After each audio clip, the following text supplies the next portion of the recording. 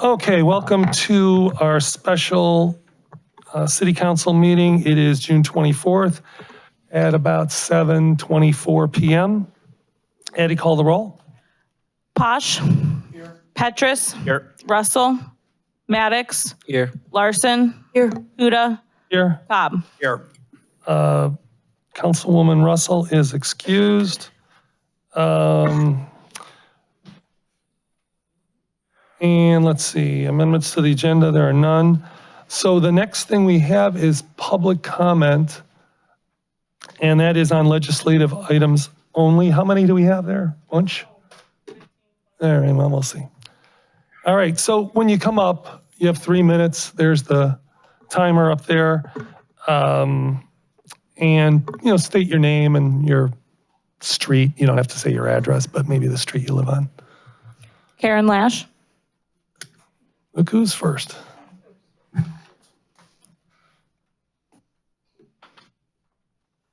Karen Lash, Monticello Boulevard. You're lucky because one of the items I wanted to talk about, I wanted to address to the mayor, but he's not here. So I will talk to you about my concern about the Russo deal and the grocery store at the Cedar Fairmount area. While I'm very glad that the tax credit was removed, that was excellent. I don't see why the city is giving such special treatment to a private citizen business owner. This grocery store is certainly not needed there, but it's really not appropriate. It's a fairly affluent area. The people, I don't see the people in that neighborhood shopping there very much. It's prepackaged foods, it's not full service, and you're bending over backwards for someone to fill something in the Cedar Fairmount area when this should be going in the Noble area. You're not fighting for a supermarket for the Noble area, and this kind of grocer would be well received in that area and needed. So I'm highly object to the city giving him a loan at such ridiculously low rate of interest, and that's my opinion. Destiny Burns.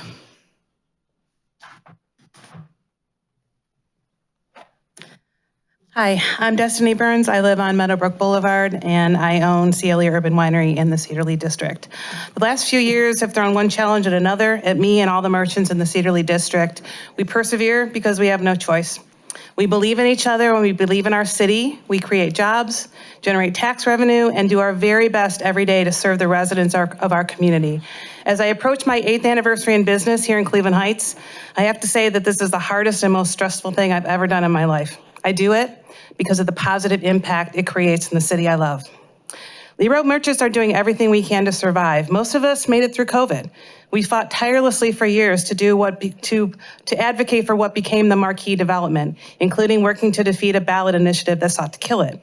High labor costs, interest rates, and other operating expenses are a constant challenge for us to manage.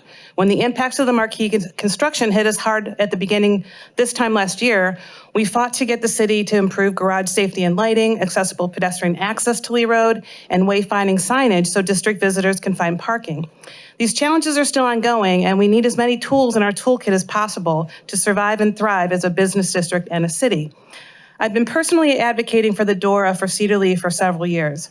I've watched other business districts like ours, such as Van Aken, Main Street Kent, and Grove City, successfully implement this offering. I believe the DORA will have an important impact to keep our city and our business district competitive for attracting customers and residents. We'll soon be looking to fill 200 plus luxury apartments in the Cedar Lee district once the Marquee development is finished, and having a DORA in that district can really truly be a differentiator. A DORA like this is no longer a novel concept. There's currently over 120 active DORAs across the state. We're not creating the wheel here. And the merchants and city staff has collaborated with other DORAs to glean best practices and lessons learned for safe implementation. Improved traffic calming and general maintenance on Lee Road are also very important, but passage of this legislation should not be dependent on resolving those issues first. I strongly advocate approval of the DORA for Cedar Lee. Approving the DORA legislation tonight is not the finish line, it's the starting gate. I'd like to recommend that once the legislation is approved, that the city host a DORA implementation working group, including merchants, city staff, CHPD, council members, and other stakeholders to create an implementation plan to responsibly roll out the DORA once state approvals are received. It would be ideal to have the DORA up and running smoothly before the upcoming Happy 5K and Music Hop events in September, early October, as those will be good tests of the DORA operating parameters and procedures. Help us help you. Please vote to approve the DORA for Cedar Lee. And I sincerely thank you for your support on this matter. One other issue I'd like to mention is I also support strongly the legislation to reauthorize the SID. The SID is a really important structure for Lee Road, and we hope that you'll reapprove it tonight. Thank you. Jack Valancy.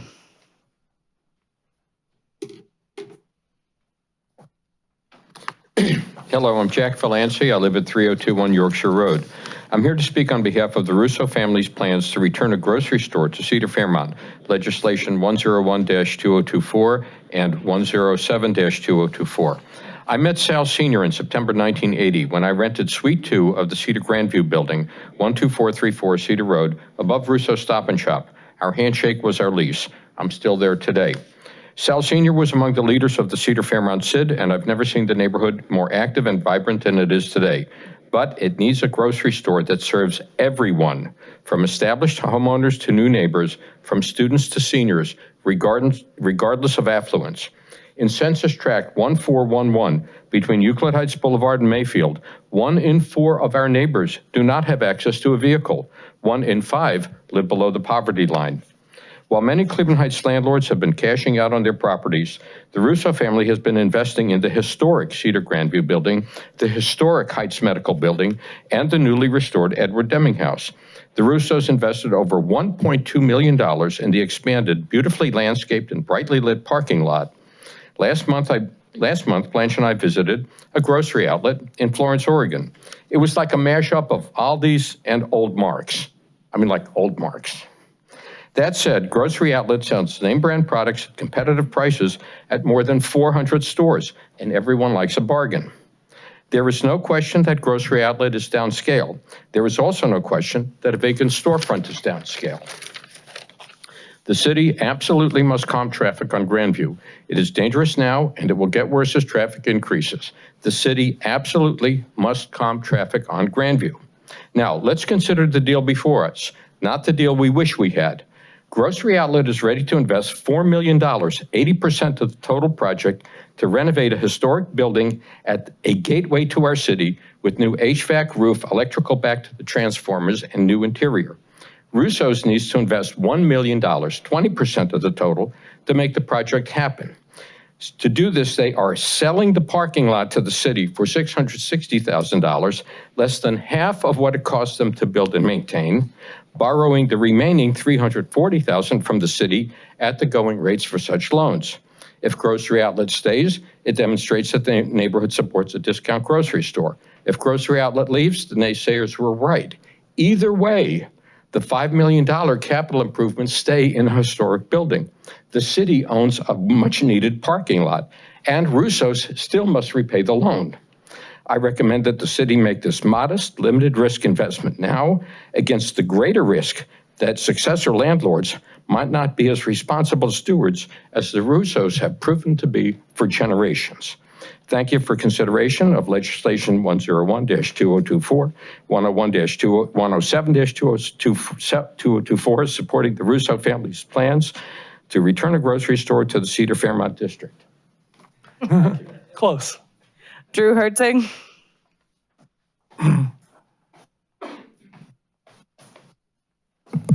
Drew Herzig, Bradford Road. Good evening, councilors. I'm here to speak in opposition to your proposed changes to ordinances 102 and 103. The people of Cleveland Heights voted to create a mayor city council form of government, and then they voted to elect Khalil Saran as mayor. Some of you seem unable to take that in. Instead, you've adopted an agenda of opposition and generated a roster of imagined slights and grievances that have clouded your judgment throughout so much of my time here in Cleveland Heights. These proposed changes to these ordinances are an example of that. The current ordinances give the council the final say on all appointees to the two commissions in question. The mayor may suggest appointments, but the council has the final say on all of them. That should be enough, but it is not enough. Instead, you want to erase the word mayor from these ordinances, completely cutting out one branch of government in a way that is completely unnecessary. You have the authority, but now you just want a policy of erasure. And you're doing this policy of erasure, of silencing an entire branch of government in the name of diversity, which is a bit of a paradox. And not to be petty, but you're also saying efficiency as you are about to leave on a month's recess. So this just doesn't hold up. It's unnecessary. To the public, it seems spiteful, actually. And you do not want to be appearing to be spiteful. I expect retaliation for my remarks here tonight. I may never be appointed to serve on another city commission, but there is always a price to be paid for speaking truth to power. And there is also a moral question. If we put our desire for power ahead for our love of truth, we should never be entrusted with power. And I'm asking you now, are you really pursuing truth in this agenda here? A higher truth, not the imagined slights and grievances, but the universal truths of humanity, of compassion, of humility. Please look in your hearts and say, are you loving justice? Are you doing kindness? Are you walking humbly? Thank you. Brooks Jones.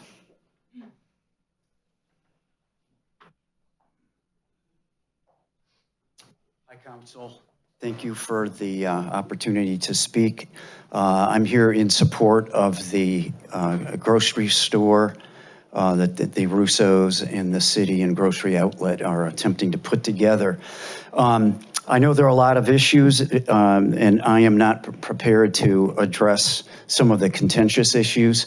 I'm here to address what I experienced when I went down to visit the grocery outlet in Boardman, Ohio, this past Saturday. Jim, I support everything you said in support of the Russos, but I object to the term of a downscale grocery store. I'm a fairly discerning shopper and an avid chef. I was impressed immediately with what I saw when I walked into grocery outlet. I buy a lot of organic stuff. The amount of organic produce and packaged goods was overwhelming. To me, there was, what was lacking in the store was a prepared food and a section and a deli section, but that doesn't personally affect the way I live and my family lives. There was lots and lots of brands that I buy at Whole Foods and at Heinen's, and there were lots and lots of brands that may appeal to people that aren't as picky in the things that they buy. I was very impressed. I think it would be a great fit in the neighborhood, and I think it would appeal to the broad demographic that we have in the Cedar Fairmount area. Thank you. Carrie Moore.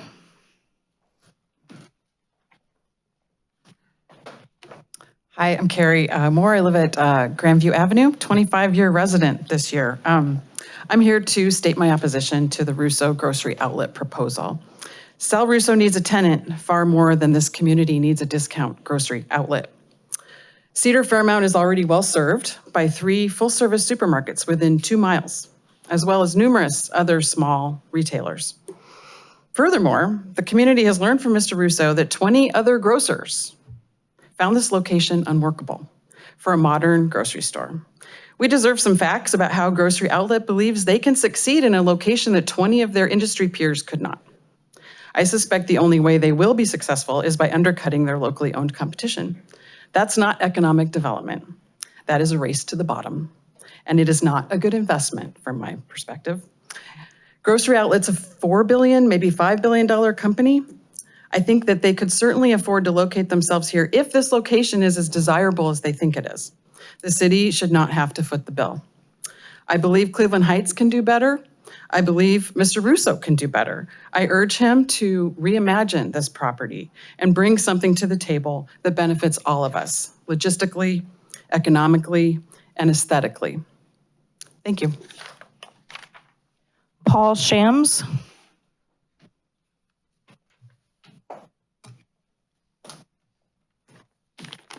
This is a little strange. I've met most of you. I'm Paul Shams, Grandview Avenue. I'm here with Mary Lynn Newsom in opposition to the grocery outlet. Obvious reasons: traffic increase, reduced parking. Does the city need to manage another parking lot? Maybe not. But my take on it, a little bit out of the ordinary, is we're bringing in a $5 billion corporation to compete with local companies. Their profits, California. Heinen's, Mark's, Dave's, they stay in town. Some of these companies use union labor, and I think that's important also.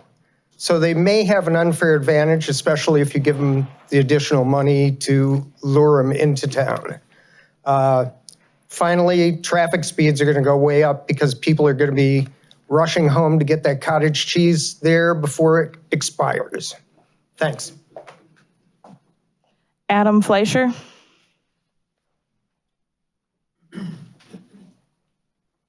Hello, how are you? Thanks for your time today, appreciate it. Adam Fleischer, 2944 Coleridge, 25 years, and 2271 Lee Road. Thank you for the opportunity to speak today. As a citizen of Cleveland Heights, the Cedar Lee area, a patron of Cedar Lee businesses and a longtime merchant, I am here in support of implementing a DORA on Cedar Lee in a safe manner, which I believe the application contains the basis for doing so. I can't in 3 minutes cover all the details of potential upside associated with rolling out the DORA, so I'll focus on important items that the public may not know. I've read the application many times and believe that the city has done an excellent job of creating a detailed plan for the DORA, a plan that's based on learning from other communities with experience of implementing DORAs and processes to address any potential issues that come up when the DORA is up and running. Beyond the very detailed plan for things such as signage, branded cups, wristbands for visibility and oversight, along with limited days and hours, there are requirements for both safety and sanitation plans. These initial plans will change over time. Regardless of how much review and planning is done in the front end, we will not know how the DORA operates until it is up and running. So the sooner we roll it out, the quicker we can understand what it takes to run a safe and successful designated outdoor refreshment area. Additionally, it's important to point out that there is an initial 90-day review process, which includes the mayor, the chief of police, and city council built in to make sure that the plans actually adopt the needs of the community as we learn from the DORA. There's a provision that the mayor, city hall representatives, and merchants meet periodically to assess the impact of the DORA on an ongoing basis and make adjustments as needed. There's a 5-year limit to the DORA, which means that after 5 years, it needs to be renewed. And city council has the single authority at any time to modify and even revoke the DORA if there is no benefit to the city and merchants. Cleveland Heights can host up to 3 DORAs at any time. We do not have one at this time. There are currently 120 DORAs in the state of Ohio and growing. DORAs have been implemented in both mixed use areas like the Van Aken district and common main streets like Cedar Lee. I've searched and cannot find any negative information online regarding DORAs that are currently in place. The information I've found is overwhelmingly positive for both the community and the business community. And in fact, many of the DORAs are already in their second 5-year process. Cedar Lee is an entertainment district. Cedar Lee is also the largest business district in Cleveland Heights. The potential positive benefits to be gained from the DORA are substantial. No, I'm sorry. Anyway, I think it makes a lot of sense for our community. I hope you vote for it. Thank you for your time. Sal Russo.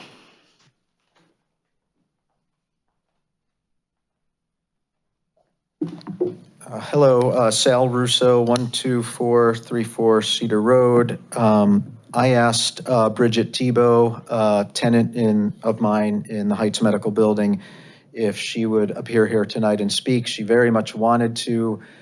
Her husband's out of town. Her son has a baseball tournament.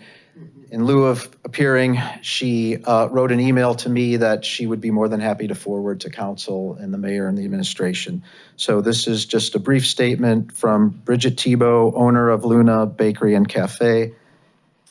As the owner of Luna, I support converting the parking lot behind Firestone into a public lot. Currently, our customers rely on the grocery store's lot for overflow parking. But once a new operator takes over that space, this option will no longer be available to us. Having a designated public parking lot will greatly benefit our customers and the entire district. Moreover, we frequently hear from our patrons that they miss having a grocery store in the district. While I believe the previous store needed major improvements, I'm confident that a newly upgraded grocery store would be a valuable addition for everyone living in or visiting the Cedar Fairmont district.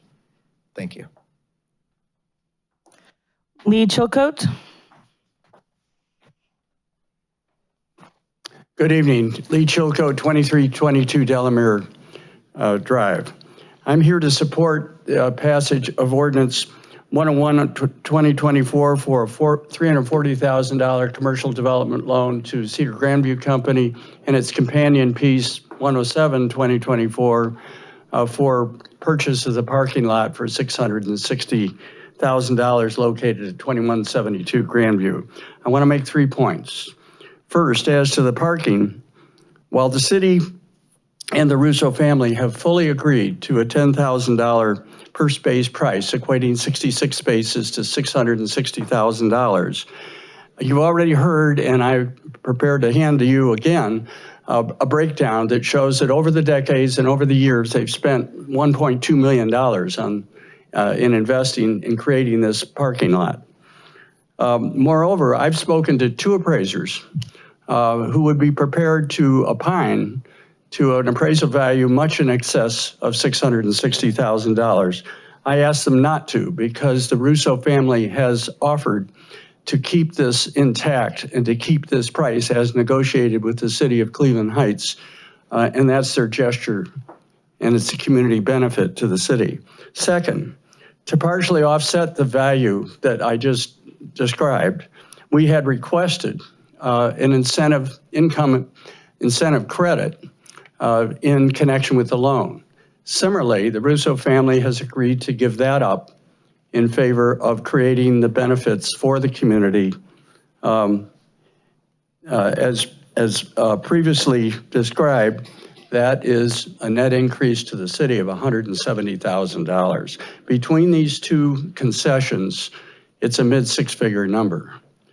Finally, and most importantly, let me talk about Grocery Outlet. I too, like many others, went to see a Grocery Outlet actually this past weekend. I had a tour by an operator. I believe she was an operator. I didn't tell her who I was, but I asked her how the store operated and what was there and so forth. She gave me a nice tour. I believe this will strongly fit into our community. I know that a good operator, along with the Russo family, will make this work. So I urge you to support this and pass unanimously these ordinances tonight to show our support for the Russo family and for Grocery Outlet. Thank you. Melody Joy Hart.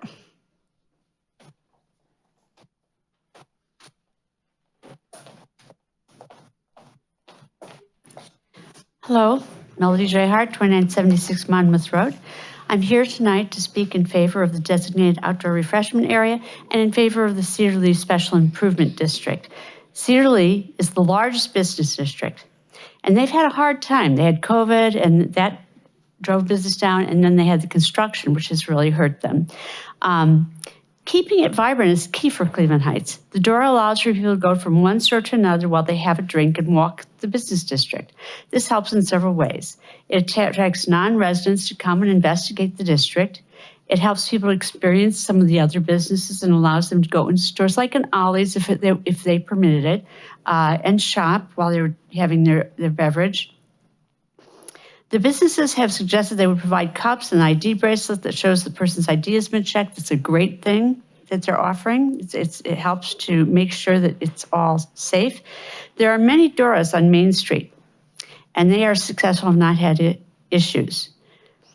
I recommend Destiny's suggestion of a DORA implementation committee. I praise council for committing to allocate funds and add traffic calming measures that will be discussed in the safety committee tomorrow in support of the DORA and the safetiness of the pedestrians and the bicyclists. Therefore, I'm asking you to vote for the DORA tonight.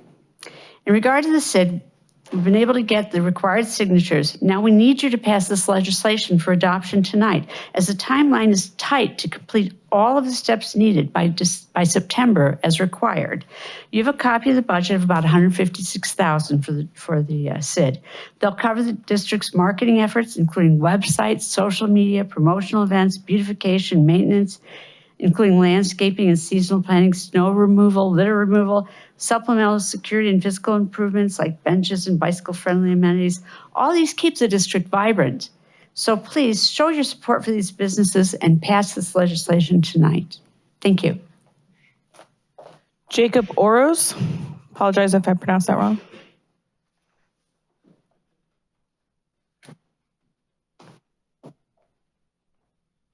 Hello, how's it going? I just actually, I'm ashamed. I thought this was just about the Cedar Fairmount thing, but now that I've been hearing about the Cedar Lee thing, which I also own real estate over there, I'm also in support, and I think Destiny laid it out pretty well with the DORA as well as bringing back the SID. So I wanted to kind of cover that. I kind of walked in mostly thinking about the Cedar Fairmount kind of proposal, so I'll kind of go on with that.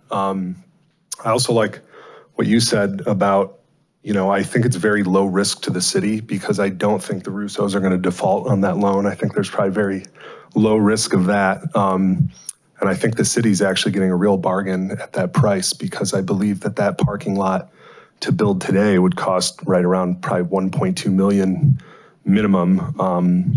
So I think that the city gets a big value with that.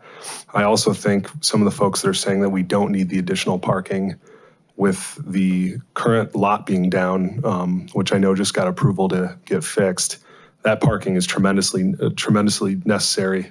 And I think that I applaud the Russos for allowing everyone to kind of publicly use that instead of making that private or a pay lot. So I think that's a big win.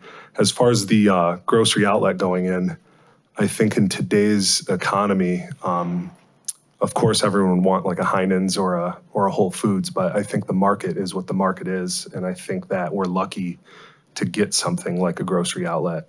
Myself, as well as my staff, ever since that Race Gas new gas station went in, they actually added almost like a little market inside of there. So myself and my staff go into that gas station, I would say 2 to 3 times per week, as do a lot of the people in that area.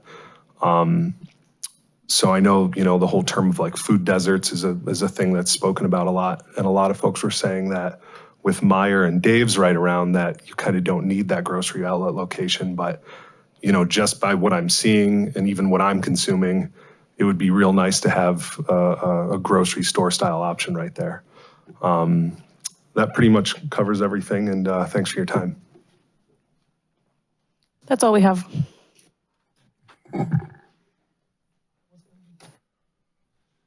All right, next on our agenda, put my glasses on.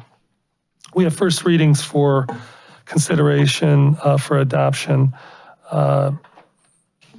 Thank you all, by the way, for your comments. We really always appreciate that. It's always good to hear from the public.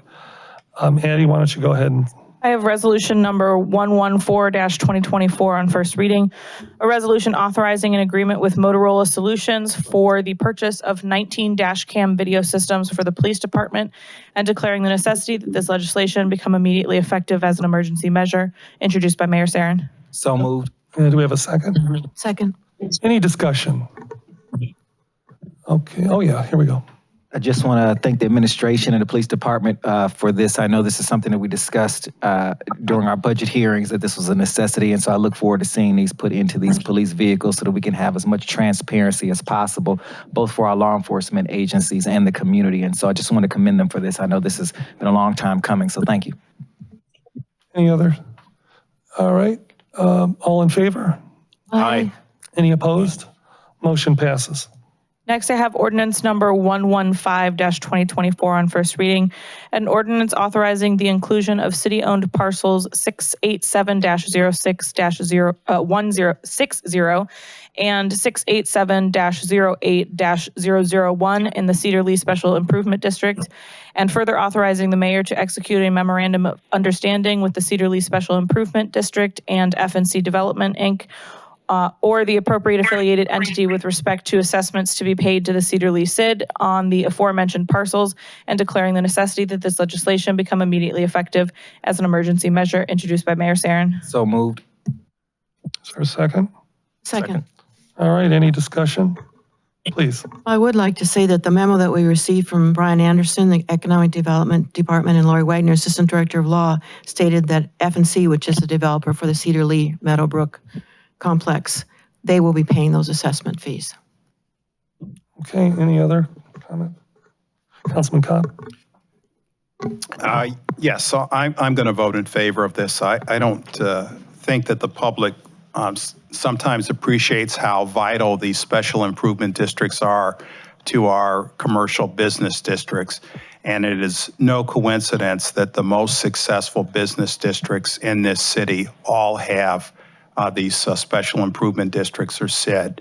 So I am very pleased that enough signatures were collected from property owners that will enable that SID to resume its operation, which had ceased. And I also think a special thanks should go to Melody Joy Hart, who in her retirement from City Council took on the enormous task of going to the property owners in that area and getting the signatures. And I think without her doing that, this would not be happening. Please. I just want to second what Councilman Cobb just stated, just our former council colleague for the work that she did in hitting the pavement to make this happen. This is a critical portion of our city, and being able to support the business in this way, I think is just exciting. And so, again, I just want to appreciate her for the work that she did. A lot of sweat, literal sweat, making this happen. So thank you. And I would like to third it because, look, this is how business districts become vibrant. These are when the merchants get together and they organize these, special events like the Music Hop or what have you. It brings people in, and it makes the city look great, and it brings business to here, and that's what we want to do. So we have a motion and a second. We're ready to vote. All right, all in favor? Aye. Any opposed? Motion passes. Next, I have resolution number 116-2024 on first reading, a resolution approving a petition for the adoption of a public services and improvements plan for the Cedar Lee Special Improvement District, Inc., introduced by Mayor Sarin. So moved. Second. Any discussion? All in favor? Aye. Any opposed? Motion passes. Next, I have resolution number 117-2024 on first reading, a resolution memorializing council's approval of a use variance concerning the property at 1774 Lee Road pursuant to chapter 1115.07I of the codified ordinances of the city of Cleveland Heights, as described in BZA calendar number 3582, and declaring the necessity that this legislation become immediately effective as an emergency measure, introduced by Mayor Sarin. So moved. Second. Any discussion? All right, all in favor? Aye. Any opposed? Resolution passes. Here, the next ones are for first reading only. I have resolution number 110-2024 on first reading, a resolution confirming the mayor's appointment of Sam Bell as member of the Transportation and Mobility Committee of the City of Cleveland Heights, Ohio, and declaring the necessity that this legislation become immediately effective as an emergency measure, introduced by Mayor Sarin. I have resolution number 111-2024 on first reading, a resolution confirming the mayor's appointment of Carly Beck as a member of the Climate and Environmental Sustainability Committee of the City of Cleveland Heights, Ohio, and declaring the necessity that this legislation become immediately effective as an emergency measure, introduced by Mayor Sarin. I have resolution 112-2024 on first reading, a A resolution confirming the mayor's appointment of Mohammed Irfan as member of the Climate and Environmental Sustainability Committee of the City of Cleveland Heights, Ohio, and declaring the necessity that this legislation become immediately effective as an emergency measure, introduced by Mayor Sarin. Finally, I have resolution number 113-2024 on first reading. A resolution confirming the mayor's appointment of Sean Terry as a member of the Climate and Environmental Sustainability Committee of the City of Cleveland Heights, Ohio, and declaring the necessity that this legislation become immediately effective as an emergency measure, introduced by Mayor Sarin. All right, next we have second readings. Assistant Director Anderson, would you like to come up and make any kind of, before we, I mean, we could read it first. President, yeah, I think a reading, and then I think if there's any further process, then when council's discussing or ready to discuss, the time would be right for Mr. Anderson. I have ordinance number 101 No, go ahead. I have ordinance number 101-2024 on second reading, an ordinance authorizing the mayor to execute an agreement with Cedar Grandview Company for a commercial development loan in the sum of $340,000 to be secured by a mortgage on real property located at 12426 through 12438 Cedar Road, permit parcel number 685-26-004, and declaring the necessity that this legislation become immediately effective as an emergency measure. Councilman Petrus. I motion to amend the legislation ordinance 101-2024 to reflect a 2% rather than 3% interest rate on the loan, and to remove any credit against the repayment for income taxes, and to amend the loan document accordingly. So moved. Second. Any discussion? Yes.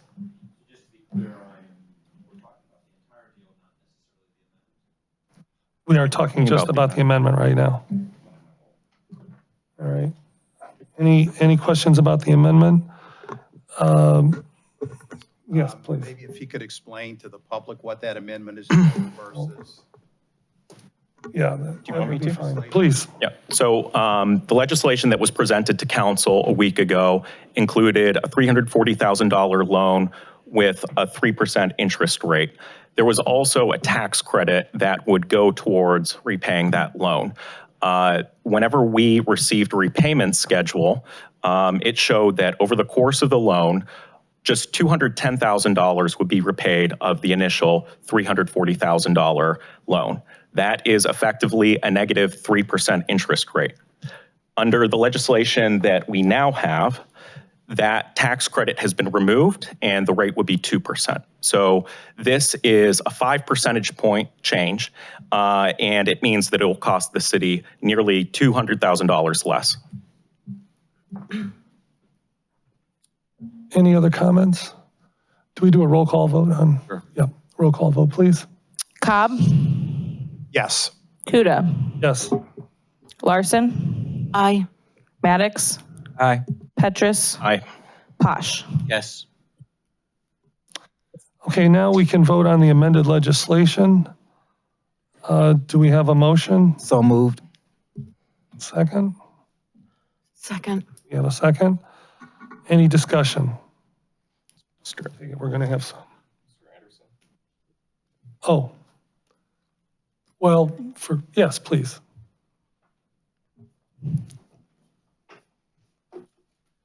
Thank you. My name is Brian Anderson, Assistant Director for Economic Development. Just to build a little bit further on the changes that we've had.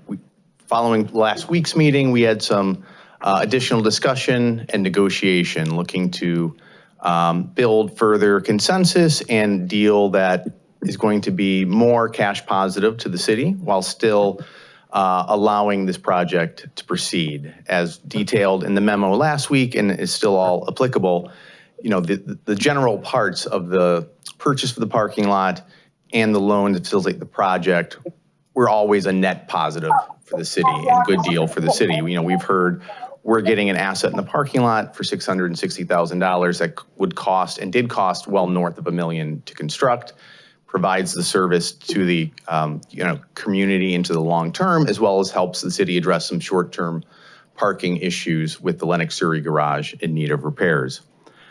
So what we've landed on and has been amended now is to change the loan terms, which as discussed, changed the interest rate from 3% to 2%, but does get rid of the income tax credit. So what that does is on the $340,000 loan with the interest rate as constructed, the city will end up with interest getting repaid $390,000. The city now will keep the full, what we project about $450,000 of income tax generated from this project over the life of the loan. So we have the 390, coming in on the loan, which previously would have been about 216. So this is significantly, cash positive for the city. And now we are keeping the full amount for the income taxes as well. Ultimately, obviously the administration is supportive of this. We see the value in having the grocery option available in that district and replacing what has long time been there. It is a very densely populated and certainly diverse from a wide variety of perspectives, but certainly income-wise diverse that I think will serve that community in addition to the parking component that we talked about. And ultimately, because it is a good deal and a good project that will provide benefits both to the community and to the city itself, we certainly hope for the council support on this project. And sometimes, thinking about what are the alternatives. Obviously, the Russos spent a lot of time marketing this property, and this is a good deal that we have before us. And sometimes you have to think about the alternatives, and that could be a prolonged vacancy, which does not serve the city or the community, or opening it up to uses that may not serve the community as well as this one. So given all those reasons and the updated structure of the purchase and the loan agreements, we recommend and ask the council to move forward with that this evening. Happy to answer any additional questions. Or questions, either way. Discussion or questions? Please.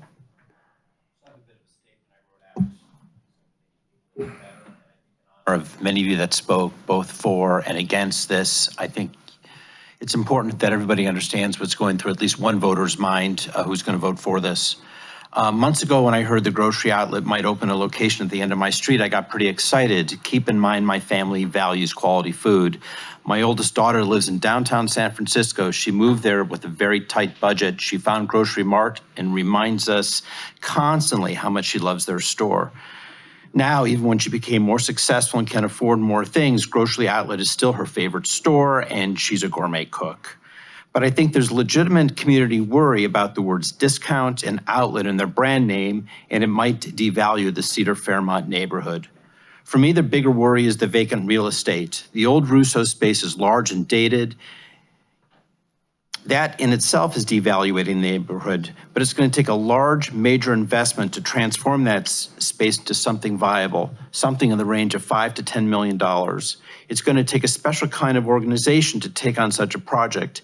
And after a lot of due diligence, we have one organization left standing that has the vision for the space and the willingness to make the necessary multi-million-dollar investment. I know some are disappointed because they would like a grocer that they're more familiar with. Some wish it could be turned in some other kind of market, but the reality is no one has stepped up with those opportunities. I'd like to talk about the transaction. There are two pieces to this. The $660,000 purchase price of the improved large parking lot that gives the city control over that real estate. That gives us economic development opportunity, and it gives us control over much needed parking. The price is fair. We've heard that earlier on. It's turnkey, it's a very nice lot. The city can benefit from it in the short term, and it gives us great long-term options. The other piece is the loan. We'll have a second mortgage on the building to give us additional control and protection. It also has a built-in mechanism in how it gets paid. It's revenue generating for the city. It protects the historic building. I heard one of the rejected options was demolishing part of that building and replacing it with a new standardized branded building. That would be awful. I feel our economic development department has put together an outstanding transaction for us. I'm voting for this. I'm hopeful that when the signage plan comes to our staff for review, they can make sure it's tactful and follow good design standards. Any other comments? Councilman Cobb? Yeah, I'd just like to repeat a couple things that I said in our committee of the whole in respect to the city making this loan. I'd say probably the majority of emails that I received were people that were objecting to our loaning money to a successful business owner or real estate firm. It has not been uncommon for this city to assist businesses and property owners. Just historically, the city lent Mr. Presser, who opened the diners on Lee Road some 20 years ago, I think it was, $625,000. For Lopez and Gonzalez to relocate from where they were in the old Ohio Savings Building on Lee Road to the restaurant that was then taken over by Michael Hirschman, we gave Lopez and Gonzalez over $500,000. Doug Katz, who opened Zug, a very successful restaurateur, we loaned him $150,000 at 2%, which is the same interest rate that we're going to do for this deal. And I received no objections to our doing that. Earlier this year, for a property owner on North Taylor, we lent them $100,000 on a no-interest loan plus a $40,000 rebate for storefront renovations to revitalize that building that was purchased for $350,000 a couple of years ago. So it is not unprecedented for this city to assist people in making investments. And this is an investment that is needed in this neighborhood. And as you've heard, there's going to be in excess of $4 million invested in that building to bring it up to a 21st grocery store. The building is 100 years old. If anyone has toured that building, you could see why there were no other grocers that were willing to go into that location. Fortunately, and this isn't my first choice for a grocer, I would have loved to have had Heinen's or Lucky's or some other grocer, but that's not happening. This is the best opportunity right now, and they are anxious to get a foothold in Northeast Ohio, and frankly, I wouldn't be making the business decision that they're making and the money that they're putting into this building, and I hope they're successful. But if they're not successful, we will have invested in a building that will be suitable for another grocer to come in. And I'm hoping them all the well, hoping them the best. But this is, I think it's a good deal all the way around. In respect to the parking lot, the parking garage is down, but even when that parking garage was working, when Zug's, Parnell's, and Vero were all open and doing well, the parking garage behind there was full. There was no more parking left over there. So I think that this is a prudent investment on the city's part to acquire the parking lot. And if it turns out that we have, once the parking garage returns, if we have excess parking, there are other development opportunities for at least part of that parking garage. I apologize for going on as long as I did. Councilman Petrus. Thank you. I haven't always been a fan of the process for this particular request. So for example, the legislation was brought to council without a funding source being identified. We learned where the money would come from like an hour and a half ago. Those are things that I hope that we learn from and do differently in the future. But all things being considered, I think that this is a good deal. I went down to Grocery Outlet in Boardman on February 17th. There were a couple things that concerned me. So for example, at your traditional grocery store, quote unquote, you might expect to see like 20 varieties of cereal, but at this location, they had maybe 10. So it was different, but not necessarily bad. And I think that Mr. Anderson did a really good job at the last meeting explaining that, it's not necessarily all things to all people. I went down again yesterday, and I was really impressed by the variety of products there. All name brands, quality produce, good variety. And I spent maybe an hour talking with folks, and it wasn't scientific. It was just, going up to people who were willing to talk with me. And I would ask them things like, what do you think of this store? Have you been here before? Is there anything that you wish were different?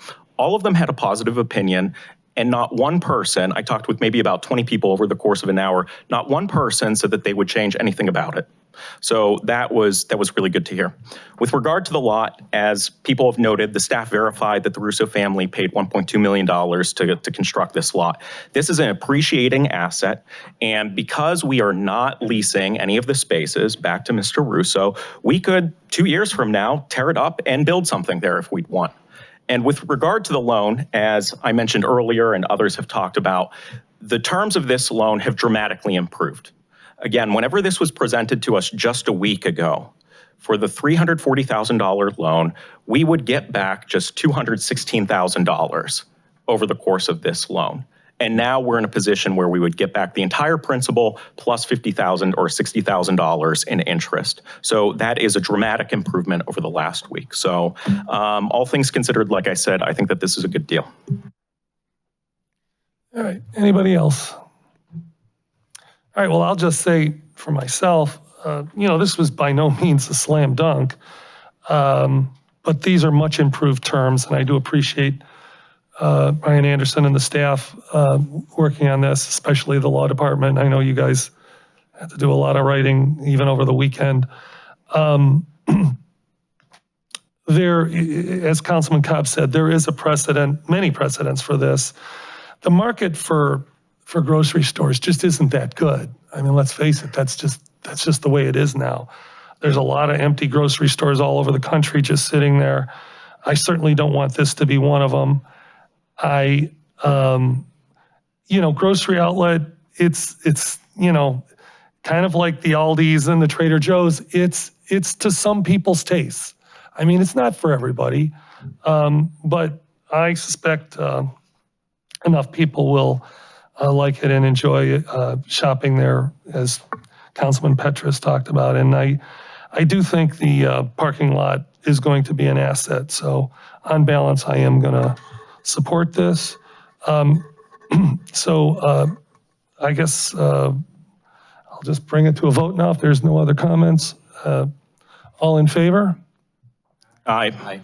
Any opposed? So ordinance 101 passes. And go ahead, Addie. Yep, next I have ordinance number 107-2024 on second reading. An ordinance authorizing the mayor to execute an agreement for the purchase of certain real property located at 2172 Grandview Avenue, permanent parcel number 685-26-083, and declaring the necessity that this legislation become immediately effective as an emergency measure, introduced by Mayor Zarin. So moved. Second. All right, any discussion? Go ahead, Councilman. Thank you, Larson. President Kuda. Sure. I just want to say to Karen Lash's comment, we can do this and support an economic development in the Fairmont district, and we can do Noble as well. So we have not forgotten. I just want you to know that. Thank you. Any other discussion? All right, all in favor? Aye. Any opposed? Motion passes. Next, I have ordinance number 102-2024 on second reading.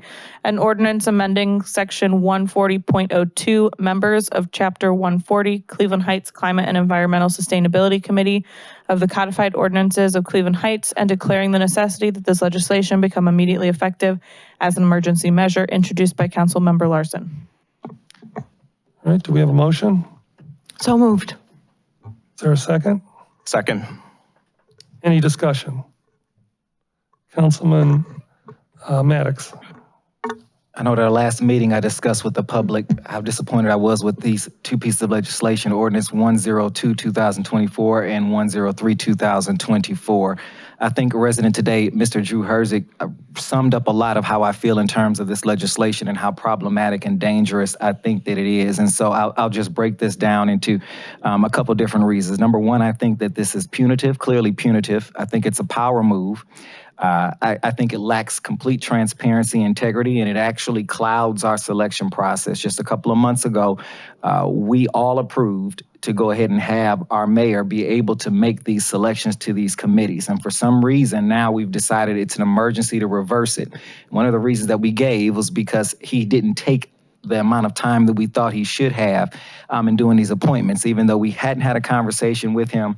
We didn't set a timeline, and this council has taken months to make some appointments and some decisions ourselves, including on filling council vacancies, something that we failed to do, and the mayor had even had to do it once. And so I think that we need to take a look at this legislation 103 and 102 again. I think it's extremely hypocritical that we are trying to pass legislation because we felt like a mayor was moving too slow to make selections in just a matter of months in committees. However, we could not make a council selection, and we have done nothing to improve our own selection processes. I think this solves zero issues, and in fact, it clouds and makes things even more difficult for our administration and our council to work together. And so I'm going to ask this public again to really take a look at these two pieces of legislation. Many of you have reached out to me this past week and said, I completely agree with you. Many of you are messaging me right now as we speak. In fact, I'm going to be having a community meeting this week to discuss this legislation and many of the things that are happening on this council. But I think it's time that our residents really step up and start asking some very difficult questions about why we would pass a series of legislation that actually sets us backwards and takes us away from collaboration and puts this power squarely directly back into this council's hands. And so it's my hope that this public is paying attention and continues to pay attention, because this process has been problematic, and even how this legislation was produced and the discussions around it was also problematic, in my opinion. I think it's time that we really take a hard look about the type of community that we want, because this goes against, in many cases, the expectations that our residents have, that we have a mayor and a council working together. You elected a mayor, and now they are attempting to remove powers from this mayor that we just gave several months ago, but we've done nothing to correct our own actions in terms of that. So that reeks of hypocrisy. And so again, I will be voting no on this legislation. I think it's problematic. It solves nothing. And I hope as a member of council that our mayor vetoes this legislation and we continue to have this conversation. But I'm extremely disappointed with this and how this has happened. And I think it's time for our public to really start asking some hard questions about, if we want collaboration between our council and our administration, why would we take this approach when there is no emergency? We're passing this faster than we passed DORA, and we had a deadline on that. And we pushed that down the line to the point where we're just now taking a look at that tonight. So what is the emergency now, with no conversation with our mayor or administration on why we would try to push this through? In fact, in addition to this, the reason I'm also saying no is current law gives him the power to make these appointments that he attempted to give us last week. We refused to put on our own agenda even after I made the motion. We have an administrative hearing meeting tomorrow with Councilman Cobb and his administration to discuss those appointments. And so we're removing powers tonight. We're supposed to sit in an administrative services committee tomorrow and discuss those appointments. They may not take any place for another 30 days or so. So this solves nothing, because we still can't fill these positions. We have now told the mayor that we're going to take his powers away, but tomorrow we've also told him we're going to discuss his appointments in a meeting. It makes no sense for us to operate this way, and I need the public to see that very clearly. It's absolutely no sense to pass legislation tonight to remove his powers, and then tomorrow at Administrative Services Committee discuss those very same appointments. Again, this is hypocritical and it's dangerous. Thank you, Councilman. Yeah. Councilwoman Larson.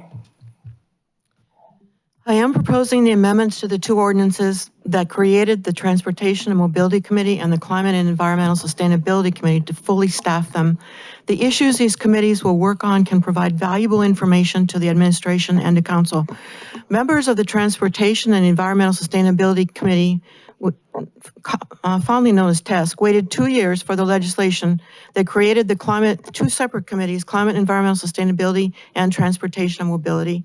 It was a frustrating time when the committee met without administrative staff to provide any support for the committee's initiatives. Additionally, 3 longtime and highly qualified members of TESC resigned out of frustration. Council efficiently appointed replacements for those 3 members. The legislation finally passed January 16th, 2024. It was written in the good faith that the mayor would pick his 3 appointees for each committee in the spirit of building a collaborative relationship to do the work these committees are charged to do. Council appointed 4 qualified and diverse members for each of the committees April 1st, 2024. Climate and Environmental Sustainability Committee chose to hold 2 preliminary meetings as they had a quorum. They are not electing officers until they are fully staffed. The Transportation and Mobility Committee chose to wait until they had all 7 citizen members. As of 2 weeks ago, we are still waiting. That is why I introduced the amendments we're considering today. The citizens who committed to work on these committees deserve an efficient process for selecting members. There's much work to do, and having these committees fully staffed is going to help council do that work. Mayor Saren's qualified 3 appointments for climate and environmental sustainability and 1 for transportation and mobility will be seriously considered as council makes such selections to fully staff these committees and will be discussed tomorrow in the admin services meeting. Thank you. Thank you, Councilman Cobb. Okay, so the legislation that's pending tonight is to amend legislation that I worked with the mayor last year to draft and come up with what I believed was a workable solution. A little history, I think, is in order. This is a citizens advisory committee that advises the city council, and is currently drafted, the mayor, about either transportation and mobility or climate and environmental sustainability matters. Previously, there was one committee known as the Transportation and Mobility and Environmental Sustainability Committee. Most of the members of that committee resigned because they felt they could not function or do their work without participation by city employees. And prior to the change in this form of government, this committee would often have at its meetings someone from the police department and someone from the service department and a city employee that would take notes. Well, when we changed the form of government, the mayor said these are council committees and therefore I'm not going to provide any staffing for those committees. And that led to the committee members, many of them resigning, and the committees were essentially ineffective. I worked with the mayor to amend this committee to break it up into 2 committees, climate and sustainability and transportation and mobility. And included in those committees would be a commitment by the mayor that he would have his sustainability person as a co-chair, and he would have the city administrator as another co-chair. And the quid pro quo for that was the mayor was given 3 appointments and council would have 4 appointments, and the mayor's appointments would be subject to confirmation by council. So we ultimately would have to approve who his appointees were. Unfortunately, the mayor did not make any of the appointments. And so because of that unhappiness, I believe that is now why council is saying that's why we're going to take back that appointment power. Some council members were unhappy that we gave the mayor any ability to make appointments, but my view on that was, and it was a quid pro quo, if you're going to provide city staffing, you should have some opportunity to appoint people to the committees. I think it now appears somewhat spiteful that we're undoing legislation that is 6 months old. And when we changed this form of city government, those that were opposed to the change, and I was one of those people, were concerned that we would start interjecting politics into this city. And I think that's what's happened over the last few years, and this does not help us in terms of being collaborative with the administration. I'm not apologizing for his for his not making these appointments. I think he tried to offer some explanation for that last week. It's probably, as far as most of the council are concerned, too little too late, but at least he did offer an explanation, and I'm going to take him on that word. I think we should have given him a drop dead date when you needed to make these appointments, or we're going to change the legislation. And I don't know if that happened or not, but I think it's not a wise thing to make this amendment without some assurances from the mayor that he is in fact going to provide the city department heads involvement and assistance in these committees. Councilman Petrus? Thank you, Mr. President. Sure. Just like to note that while this legislation passed in January, at the end of the year, there was legislation passed regarding the Community Investment Corporation and the Arts Commission. And on both of those bodies, the mayor has all of the picks. Council doesn't have any picks on those. And again, over the last 6 months, not a single person has been nominated by the mayor for either of those. So this is not an issue exclusive to just these committees. It is an issue, it is a more general issue. After this legislation passed earlier this year, Councilwoman Larson put out the word that there were available seats on these newly created committees. We got a ton of applications and we went through them, chose people. Every single council member was in favor of every single person who was identified, and we filled them expeditiously. So I am concerned, like I said, that this isn't getting done, and I think that we need to do this so that the business of the city doesn't continue to be hobbled. Thank you. Bye-bye. Are you leaving? Sorry about that. Addie, please don't add that in the minutes. Oh. All right. I guess we're not done yet. All right. So, you've heard a lot of stuff. This is probably somewhat confusing to hear about this kind of a policy. When Council Vice President DeVita Russell and I became part of the leadership, there were things that we disagreed with the previous leadership. That's normal. That happens. Policy differences happen all the time. The day I was sworn in, I said, we need to create a strong, independent council to be both a partner and a check and balance on mayoral power. I said that 5 years ago when I was running the campaign for Citizens for an Elected Mayor. One of the biggest pushbacks we got was, do we really, after having a professional city manager for 100 years, do we really want to give all the power to one person? My answer was always, we're not doing that. We're going to have co-equal branches of government, fully empowered to do their job. And this is part of that discussion. We just have a policy difference here. The mayor, and every mayor, has directors, experts that work for him or her. As a matter of fact, the mayor has a sustainability coordinator in his office, not just in the building, in his office. He can go to these people anytime he wants. He can call anybody into his office from the community for expert advice anytime he wants. Council has one employee. She's sitting right over there. She's fantastic. Okay, but she's not our policy advisor. We rely on the community, and we have a lot of expertise in the community. And I would just like you to imagine if the mayor, like for instance, we were talking about the Russo deal tonight. Can you imagine if the mayor were to, the mayor's planning staff put this whole thing together. A lot of work went into it.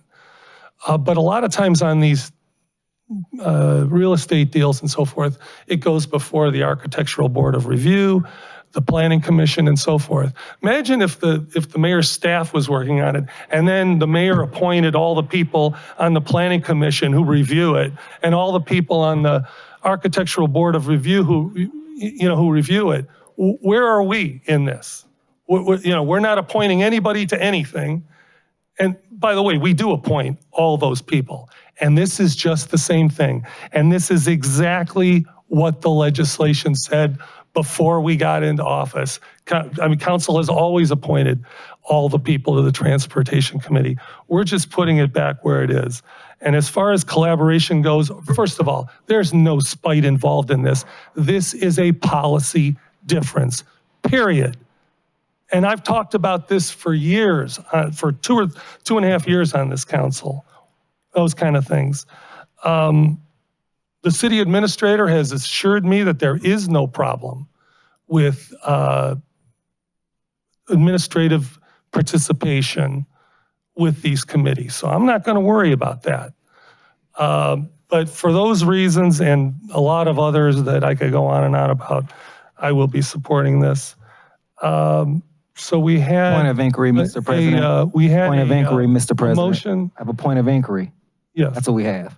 Point of inquiry. There we go. These two pieces of legislation, the one we're currently discussing and the next one, were there a majority members of council that discussed this before this legislation was created by Councilwoman Larson? And I want you all to be very careful when you answer this to the public. Was this discussed by a majority of council outside of a public body before this legislation was created or at any time during this process? And I want you again to be very careful when you ask this question. That means, so let me make it clear for the public. Did 4 of you or were 4 of you aware that this was in the works and that this was coming up? Were there 4 council members out of the 7 of us who were aware? And again, be very careful how you answer this question. Mr. Law Director, is that a proper inquiry? I mean, a point of order, proper point of order. I just want to make sure. Wasn't a point of order, it was a point of inquiry. Point of inquiry. Sorry, point of inquiry. Slightly different. I mean, you make the initial decision on whether it's a proper inquiry or not, and then council can override you if they disagree with your call on it. So would council call this a point of inquiry, or does it feel uncomfortable answering the question? I knew nothing about it before the legislation was introduced. And I wholeheartedly support it and think that we should introduce legislation to take this appointments from the CIC and Arts Commission as well. I spoke to President Kuda because that was something that I needed to know if it was something that we could do. Did you speak to any other members of council about this? I spoke to Councilor Cobb because we were trying to figure out how to go about when it would be presented, that sort of thing, because he is admin services, yes. Okay. But not in a meeting of 4 people together. No. Individually. You don't have to. I've had conversations with several members about my opposition to this legislation, but it hasn't occurred in a group setting. Those were all individual conversations that I tried to persuade them not to vote the way they're going to vote. And I spoke with Councilman Larson about this initially, but not any group of people. All right. Thank you so much. I just wanted to get that on record. Sure. Thank you. And then with that, we'll vote. Why don't we do a roll call vote on this? Posh, Yes. Petrus, Yes. Maddox, Nope. Larson, Yes. Kuda, Yes. Cobb, No. All right. So, Mr. President, Yes. just so that it's clear, so that, excuse me, motion passes, but not on an emergency basis. Correct. Thank you. Next, I have ordinance number 103-2024 on second reading. An ordinance amending section 150.02 members of chapter 150 Transportation and Mobility Committee of the Codified Ordinances of Cleveland Heights and declaring the necessity that this legislation become immediately effective as an emergency measure introduced by Council Member Larson. Do I have a motion? So moved. And a second? Second. Any discussion? All right. Again, why don't we do a roll call vote? Cobb, No. Kuda, Yes. Larson, Yes. Maddox, Resounding no. Posh, Yes. Petrus. Aye. Next, I have resolution number 104-2024 on second reading. A resolution appointing an assessment equalization board to hear objections relative to the estimated assessments for a portion of the expense of street lighting within the city of Cleveland Heights and declaring the necessity that this legislation become immediately effective as an emergency measure introduced by Mayor Sarin. So moved. Second. Any discussion? All right. All in favor? Aye. Aye. Any opposed? Resolution passes. Next, I have resolution number 105-2024 on second reading.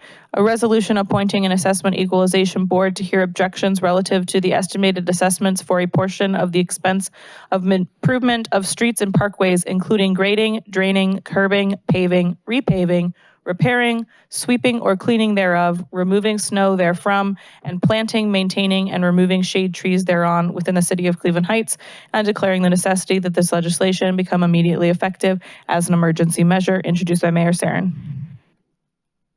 So moved. Do we have a second? Second. Thank you. Any discussion? All in favor? Aye. Any opposed? Motion passes. Next, I have, where am I? Resolution number 106-2024 on second reading, a resolution allocating $7,500 to Future Heights by City Council to serve as a co-sponsor of the 2024 Heights Music Hop, and declaring the necessity that this legislation become immediately effective as an emergency measure, introduced by President Kuda, Vice President Russell, Council members Cobb, Larson, Maddox, Petrus, and Posh. Do we have a motion? So moved. Second, anybody? Second. Thank you. Any discussion? Go ahead. Cobb. I'm really in favor of this legislation. I wish that we looked at more opportunities to co-sponsor events that occur throughout the city and our other business districts. This brings thousands of people to the neighborhoods when we have these events. So going forward, I have no problem when we're sponsoring these community or events in our business districts. Any other comments? Yeah, I would just say that the Music Hop is definitely one of the most fun things we do. I wish that there were things like this in the beginning of the summer so people could like come out and see, people who haven't been out before, because those are the people we want to bring in. We want to bring as many new people, see what's here in Cleveland Heights. This is a wonderful event. It is the last Friday and Saturday in September, and I hope it's a smashing success. All in favor? Aye. Any opposed? Motion passes. Next, I have resolution number 108-2024 on second reading, a resolution authorizing the mayor to enter into an agreement with Protect-A-Coat, Inc. to make the public improvement of the Compton Road Pocket Park pathway through the use of ARPA funds, and declaring the necessity that this legislation become immediately effective as an emergency measure, introduced by Mayor Sarin. So moved. Second. All right, any discussion, please? I would like to say that it's a positive thing to be able to see the allocation that we set up for Parks and Recreation to be applied to a project that will have traffic calming in it and increase safety for people who are walking and bike riding. So all in favor of this particular legislation. All right, any other discussion? Hearing none, all in favor? Aye. Aye. Any opposed? Motion passes. Sorry, go ahead. Next, I have resolution number 109-2024 on second reading, a resolution authorizing the mayor to enter into agreements with various nonprofit entities for the purpose of awarding ARPA funds in accordance with ordinance number 179-2023, and declaring the necessity that this legislation become immediately effective as an emergency measure, introduced by Mayor Sarin. So moved. Mr. President, Law Director, this is a piece of legislation we need to amend. Correct. Okay. There's the verbiage. Yeah, when is that appropriate? Let's do, well, we had a motion and a second, but we can do the amendment now, correct? Yes. Who did the second? I'm sorry, I didn't catch that. Oh. So I'll second it. And with that is now the appropriate time for the motion? Yes, correct. Yes, so I would like to make a motion to amend Resolution 109-2024 to be as amended June 24th, 2024, and more specifically, Section 1 with the language that is redlined that the clerk has, which is in Exhibit A, and amend by substitution the updated version. So moved. Second. It's been motioned and seconded. Any discussion? All right, this is for the amendment. All in favor? Aye. Any opposed? The amendment passes. Now on to the legislation. Do we have a motion? We have a motion. Oh, we did that. I'm so sorry. Short-term memory problem there. Okay, any discussion on this resolution for ARPA funds? Okay, I'll just say, go ahead, Councilman Petrus. Thank you. I'm so grateful that we're finally able to vote on this. These nonprofits do really important work in the city. They feed hungry people, they rehabilitate housing, they provide programming for after-school kids. And so I wish that this happened sooner. The funds were allocated at the end of the year. I wish that it didn't take us 6 months, but I am grateful that we finally have it before us. That's all, Mr. President. All right, and I was gonna basically say, sorry it took so long, but we're here now. All in favor? Aye. Aye. Any opposed? All right, we have another amendment, but go ahead and read this. Next, I have ordinance number 077-2024 on fifth reading as amended, an ordinance approving the application filed by the mayor and authorizing the establishment of a designated outdoor refreshment area, DORA, introduced by Councilmember Maddox. So moved. Second. Councilman Cobb, you have an amendment? Yes, I would like to move to amend Section 7 of the application under the heading Ensuring Compliance with Liquor Laws on page 128 of 134 of the packet to add a new Section 6 that will provide no person shall enter the premises of a non-permit holder establishment that does not allow DORA beverages while possessing an official cup containing a DORA beverage. All right. That was So it. moved. Sorry. It didn't really have a resting place there. Yeah. Okay, my we have a bad. second? Second. All right. Any discussion or comments or? Maybe we should explain the reason for that amendment. And it will permit someone that has a DORA cup to go into a business that does not have a liquor license if that business permits people to enter with outside food or beverages. So for example, Mitchell's, which I don't think has a liquor license. So if they wanted to, if they were having an event, they could have someone walk in with a DORA beverage. Under the legislation, you cannot go from one liquor permit holder to another with a DORA cup. So if there's a concern that people would, buy a beverage at Heights Grill and then go into another bar or restaurant on Lee Road, you can't do that. Okay, any other discussion? All right, all in favor of the amendment? Aye. Any opposed? The amendment passes. Now we'll vote on the legislation. And is there any comment on the legislation? Councilman Maddox.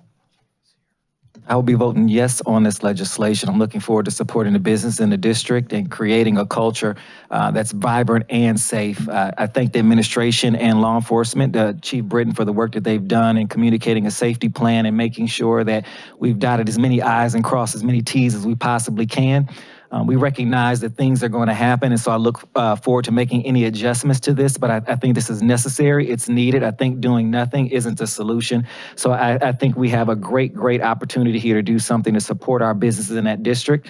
I'm hoping that this is a great litmus test for us to see where else we can do this and expand this, and we can work out any kinks during that process as well. But again, I want to thank all of the business owners for pressing, and working with the administration and the city to make sure that this is happening, and I'm looking forward to seeing this. And again, I just want to let the public know I'm looking forward to any adjustments over this time that need to be made from safety or a process standpoint, or from an operational standpoint. So again, this gives us an opportunity to instill this, to get it going, to get it moving, and then take a look to see if there's any adjustments that we need to be made. But I think this is a clear sign that we absolutely do support the businesses in our community. One of the comments that I got about this was the fact that where this is and how this could possibly prohibit in the future some of our other business districts, because we have more business districts than we will be allotted for DORA. And I think this is a great test. I'd like to see something like this in other business districts, but I think this is a great smart move to do with this district first, to see how it works, to make sure that we have a plan that actually makes sense before we expand it. But again, I am open to seeing this in some other districts, but I think this is a great opportunity for us to take a look at this now and roll this out properly. Thank you, Councilman. Councilwoman Larson. Thank you. I will be voting yes on this, DORA. The designation can bring more business to our business districts that have suffered through the pandemic and haven't really recovered completely. So I do want to keep in mind two people, David Eisler and Sofia Villanueva. They were killed on Lee Road last year in pedestrian crosswalks. So I'm asking that when the chief meets with the mayor on a 30-day, every 30 days, that council receives that report so that we can see if there's something that you would be recommending that we need to update in legislation.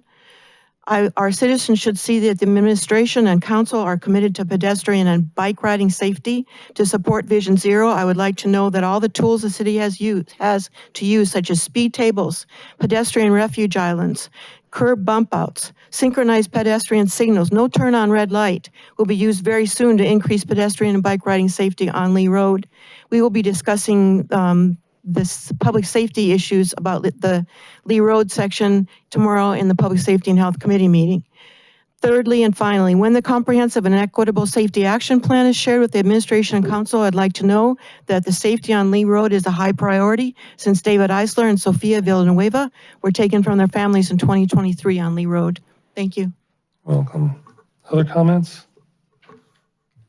Councilman?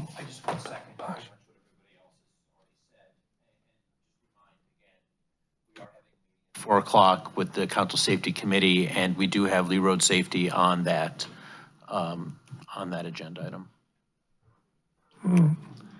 Well, I've shared my concerns about foot patrol, police, and crosswalk enhancements so that they're very well marked, traffic calming, and so forth. Others have raised those kind of concerns. Some people in the public have raised those kind of concerns. The administration has pretty thoroughly researched these DORAs. Our police chief says this is manageable. The police chief is here. Raise your hand, police chief. Chief Britton. Our business district wants it. Mostly the DORA will be utilized during special events like the Music Hop. I think it could be very festive. I think it'd be wonderful if we have big events like that, if we could close the street down. I guess we'll see that at the time. I know there are residents that have reservations, but there are safeguards built into this legislation, both for the mayor and council to act if need be. So I will be supporting this as well. Chief, do you want to add anything? I certainly wouldn't want you to not add anything. If you'd like to speak.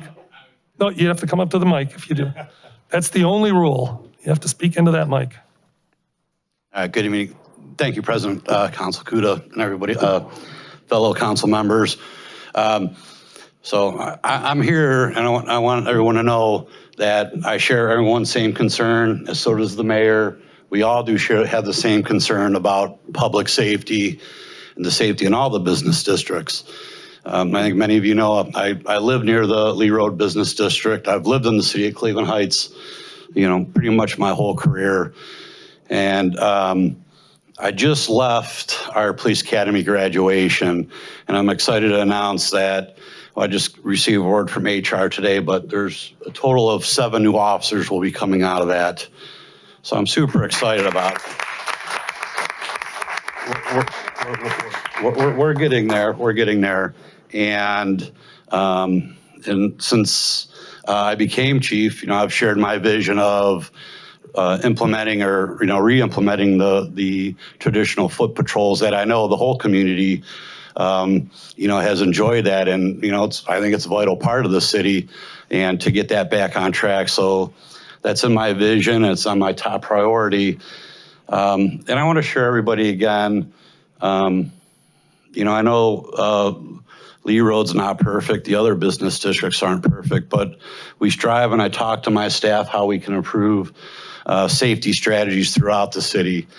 And I'm not sure what was talked earlier, but I'm in constant communication with my staff. How can we, adapt and strategically deploy, more visibility with officers with the resources we have.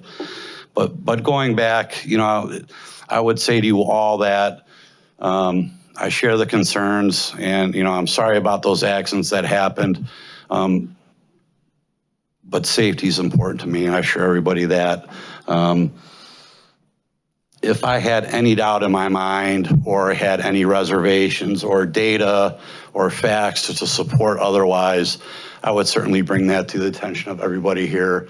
And kind of part of a resident and chief of police, I'm proud to say that, I live in the Lee Road Business District, and I've come to establish professional relationships with, a couple of business owners. I'm proud to say I think that, they have a strong community commitment, responsibility, and our citizens. I think, just a simple safety plan that I produce. I know it's nothing like, a big concert event, but I'm confident in our ability to adapt to changes or how we need, and I'm confident that going forward, this can be a positive thing for our community. Mr. President? Yeah, please. While he's there, I just wanted to tell you and all the officers, thank you. Since I have you here over the weekend, I know that you guys were on the move and a couple of major things happened. And so I wanted to wish the officer that was in the accident well, but also want to thank you guys for your response. I'm happy to be headed down into East Cleveland, through Cleveland Heights to head to my church. And so I was able to see everything. And so just to see you guys are on it and out there, just astounding. And I just wanted to wish you all well, and please send my best to that officer that was hurt yesterday. I appreciate it, and I will do. Thank you. Right. All right, if there's nothing further, we're going to vote. I said, no, that's what I was going to say. No. I said, we're going to vote at the same time you said it. So we are going to vote. All in favor? Aye. Any opposed? Okay, that resolution passes. Now we are taking a break. Our next scheduled meeting. Please. Our next scheduled meeting is August 5th, but I just have this feeling we might have one before then, but who knows? Anyway, this meeting is adjourned. Thank you for coming.